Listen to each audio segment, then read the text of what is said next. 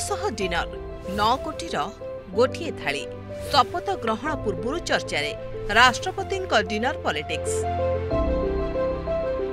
अमेरिकार 47तम राष्ट्रपति भाव में डोनाल्ड ट्रंप ने शपथ तांको शपथ 35 शब्द रही।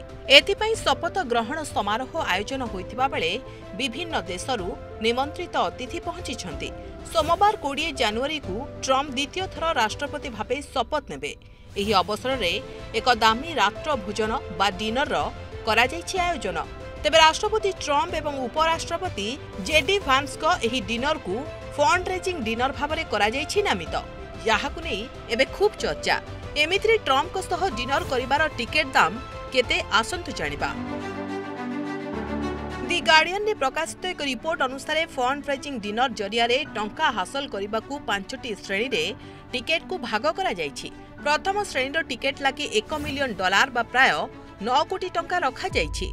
अन्य टिकेटर मूल्य यथाक्रमे $5 लाख, $2.5 लाख, $1 लाख एवं $50,000 स्थिर करा जायछि। ये तो थिला साधारण दातांको पई टिकेट मूल्य। जदि बड़ डोनर राष्ट्रपति एवं उपराष्ट्रपति सह व्यक्तिगत डिनर रे शामिल हेबाकू इच्छा करंती तेबे सेमानकू आहुरी अर्थ अधिक देबाकू पड़िबो।